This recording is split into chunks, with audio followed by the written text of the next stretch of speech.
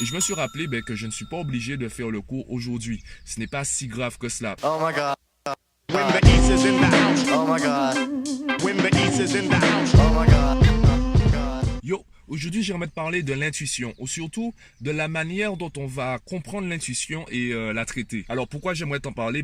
C'est par rapport à une mésaventure qui vient tout juste de m'arriver, je t'explique rapidement. Je suis parti de chez moi en me disant je vais quand même vérifier le gonflement de mes pneus. Donc je vais un peu les gonfler puisque je pars assez loin, je sais que mes pneus commencent à être un peu lisses. Je gonfle mes pneus et je me rends compte que j'ai un pneu qui est vraiment plus lisse que les autres. Et je me suis dit, je suis quand même quelqu'un d'assez prudent et vu la route que je dois pratiquer, je commence à réfléchir est-ce que je veux rouler dessus. Et je me dis, bon, on est dimanche. Je me suis dit, bon, je vais changer les pneus lundi. Je pense que ça peut tenir quand même aujourd'hui. Et juste après avoir gonflé mes pneus, je devais déposer un chèque. Un chèque dans ma banque qui est peut-être à 300 mètres de la station où j'ai gonflé mes pneus. Et en voulant déposer mon chèque, je me rends compte que l'automate, la borne ne fait pas de dépôt aujourd'hui. Comme par hasard, aujourd'hui, où je pense à gonfler mes pneus, où j'ai le pépin, etc., l'automate ne fonctionne pas. Je retourne à ma voiture et je me décide à regarder un peu plus près le pneu. Et je me suis dit, non, Mathieu, prends le temps de le changer. Tu seras peut-être un peu en retard. Prends le temps de le changer. Au moins, tu es sûr que le pneu, du moins le pneu de secours, va tenir la journée. Donc, je commence à le changer. Il se met à pleuvoir.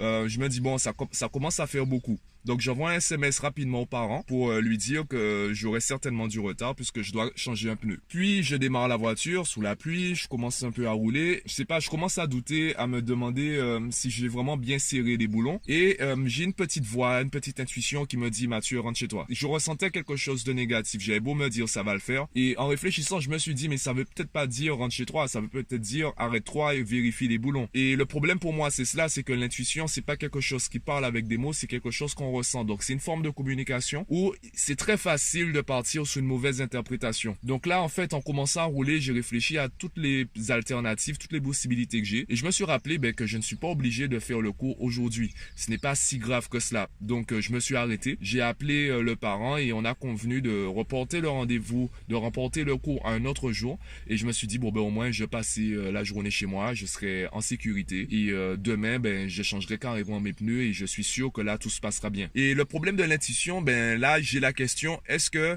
ce serait passé mal si j'avais continué à rouler dessus? Est-ce que est-ce qu'il fallait, est-ce que c'était vraiment nécessaire de reporter le cours? Je ne sais pas.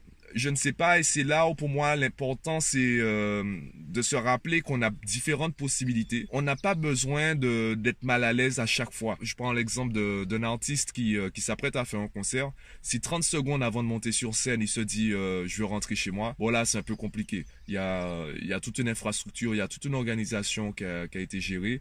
Il a 30 secondes de donner son show. S'il commence à penser à rentrer chez lui, il faut qu'il se lance. C'est très rare que l'artiste se dise j'y vais pas, on annule tout à 30 secondes du début du concert. Effectivement, il y a des moments où il faut savoir prendre une décision rapide, il faut savoir surpasser le stress ou surpasser la petite voix négative. Par contre, au quotidien, suivant toutes les opportunités qu'on a, les choses qu'on rencontre, le problème ce n'est pas la petite voix en elle-même, c'est comment toi tu l'écoutes, comment toi tu ressens ton intuition. Prends-tu conscience que les opportunités sont infinies, que les alternatives sont infinies? En fonction de la créativité que tu as, du niveau de créativité que tu as, tu peux trouver une solution qui va t'arranger, qui sera à ton avantage, sans sacrifier ton succès ou autre. Je prends l'exemple même pour créer une société, il y a différentes formes d'entreprises.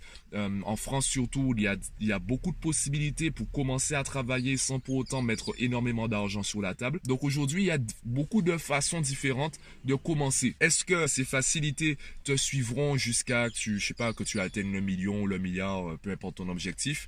Non. En tout cas, pour commencer, pour lutter contre cette petite voix négative qu'on interprète souvent mal, l'important pour moi, c'est pas forcément de lutter contre ou de l'écouter, c'est surtout de faire preuve de créativité. On peut toujours se situer dans un rapport gagnant-gagnant. On peut toujours trouver une solution où on est tous les deux gagnants. Aussi bien nous physiquement ou bien de manière intuitive que nous de manière rationnelle. On sait qu'on doit faire cette chose-là, mais on le sent pas. On peut trouver une façon de faire. Et les moments où on devra vraiment choisir, on devra vraiment sacrifier l'un ou l'autre, ces moments-là ne sont pas si récurrents que cela. Ils sont vraiment quand même assez rares.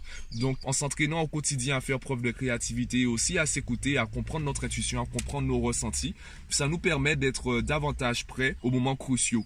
Donc justement, pour moi, l'intérêt de l'intuition, c'est vraiment de s'écouter, d'écouter son cerveau émotionnel pour savoir comment il réfléchit et comment faire avec, et sans pour autant le sacrifier pour notre, on va dire, notre cerveau rationnel. Donc voilà ce que je pense. Dis-moi ce que tu en penses en commentaire, partage-moi ton avis. Abonne-toi à la chaîne pour recevoir les dernières vidéos et pense à cliquer sous les formations en description de la vidéo pour savoir un peu ce que je présente. Donc moi, je rentre chez moi et je te souhaite une bonne journée. À bientôt.